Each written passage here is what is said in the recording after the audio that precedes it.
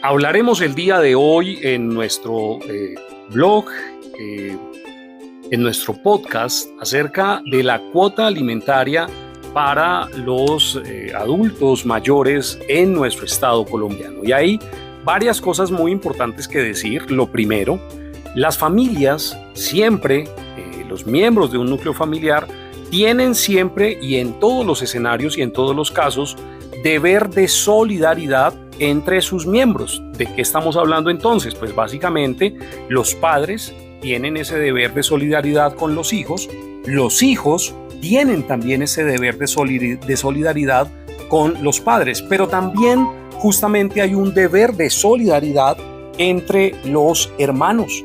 Esto lo que implica es que entre hermanos también podrían hacer una obligación de cuota alimentaria en algún escenario.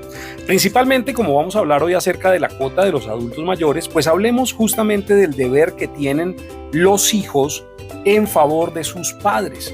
Y es que hay un gran debate sobre la posibilidad de que los adultos mayores puedan reclamar cuota alimentaria por parte de sus hijos. Pero ese debate, digamos que está más orientado al escenario en que el padre no pagó cuota cuando esa persona que hoy es adulto era niño.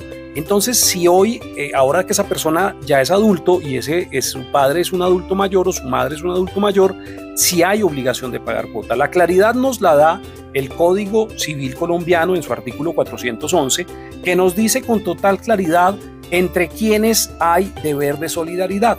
Y encontramos en nuestro Código Civil claridad en que hay deber de solidaridad ante nuestros padres. De modo que sí es una obligación o es un deber la posibilidad de que un padre, un adulto mayor, le pueda reclamar cuota alimentaria para su subsistencia a sus hijos. De modo que los hijos e incluso los nietos tienen deber de solidaridad y por lo tanto tienen la posibilidad de que se les pueda reclamar cuota alimentaria para la subsistencia de ese adulto mayor.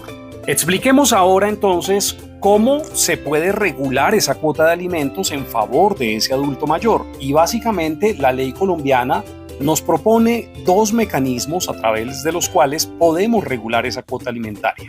Uno, yo puedo regular esa cuota alimentaria a través de la figura legal de la conciliación o del acuerdo. El Código de Infancia y Adolescencia, que no es una norma orientada para la aplicación en adultos mayores, pero que nos da pistas y nos da ideas de cómo lo podemos hacer, pues nos dice, por ejemplo, que los acuerdos privados tienen validez. Eso es bien discutible y hay que ser cuidadosos. Algunos jueces niegan darle validez a los acuerdos privados, en eso hay que ser súper cuidadosos, pero en la teoría legal yo podría pactar una cuota alimentaria voluntaria con mi padre.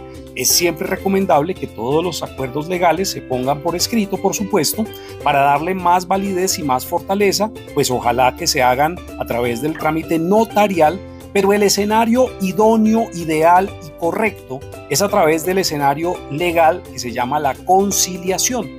Yo puedo acudir a un centro de conciliación público del Estado gratuito, yo puedo acudir y convocar a todas esas personas que estén interesadas en el asunto a un centro de conciliación privado, que es muy recomendable, es la forma en que trabajamos en nuestro bufete de abogados, y en ese escenario yo puedo sentar a mis hermanos, a mis familiares y proponerles que debemos pactar una cuota alimentaria en favor de nuestro familiar, en favor de nuestro padre, en favor de nuestra madre. Si esos hermanos se niegan, pues a mí ya me nace la posibilidad de actuar por la vía judicial.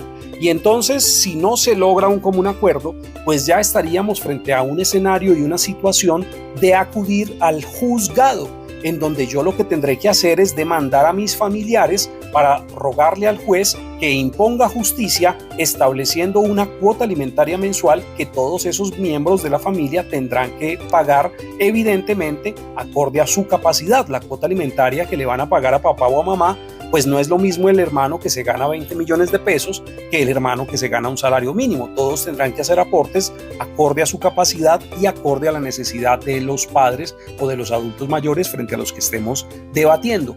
¿Qué pasa si un hermano de estos no asiste? Pues el juez de la República puede imponerle una cuota, lo cual le daría el derecho a esos padres o a los hermanos que estén interesados de posteriormente demandar a través de un proceso que se llama un proceso ejecutivo de alimentos, y en ese escenario ya pensar en la posibilidad incluso de embargo de bienes, embargo de salarios, justamente para que se responda por esa cuota. Pero también cabría la posibilidad entonces de una denuncia penal, un proceso a través de la Fiscalía General de la Nación por el delito de inasistencia alimentaria.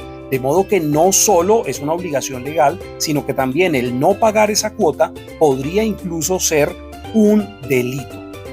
¿Qué pasa en el escenario en donde no solamente se presenta un incumplimiento del pago de la cuota o una negativa a fijar y a pagar cuota alimentaria a favor de papá y de mamá adultos mayores, sino que además veíamos casos en donde, por ejemplo, ocurrían escenarios donde el hijo abandonaba a ese padre en lugares, digamos en un lugar donde tomaba un arriendo y lo dejaba abandonado, o en un asilo de ancianos? ¿Qué pasa frente a ese hijo que abandona? Pues aquí surgen varias situaciones. La primera, ¿podría una situación de abandono incluso llegar a ser el delito o constituirse en el delito de violencia intrafamiliar? La respuesta es sí. Incluso el abandono, depende pues de las circunstancias evidentemente, podría llegar incluso hasta la posibilidad de ser una situación de violencia intrafamiliar, lo cual es un delito excesivamente grave y con sanciones muy, muy fuertes. Segundo, ese abandono implicaría para ese hijo que abandona, teniendo la capacidad de apoyar y no haciéndolo, decidió no hacerlo, tiene la capacidad y decide no hacerlo, para ese hijo pues se abriría también la posibilidad y habría una sanción en el escenario posible de que ese padre, al realizar un testamento, podría utilizar ese abandono como una causal de desheredamiento. Segundo. Tercero, después de que ese papá falleció, si los otros hijos pudieran probar el abandono de ese hijo que abandonó, pues podría ser también esto una causal de indignidad sucesoral, que son causales diferentes al desheredamiento. Existen, por supuesto, variadas sanciones para ese hijo que abandona y para todas esas situaciones, tristemente, que a veces se presentan de abandono de padres, de maltrato de padres, pues allí estaríamos posiblemente frente a situaciones de violencia intrafamiliar que podrían denunciarse en comisarías de familia. En Colombia tenemos comisarías de familia en todos los municipios del país, o ante Fiscalía General de la Nación. Hay un debate bien interesante que también debemos tocar aquí, y es ese debate acerca de ese padre, ya lo mencionaba hace un rato, que abandonó cuando su hijo era niño.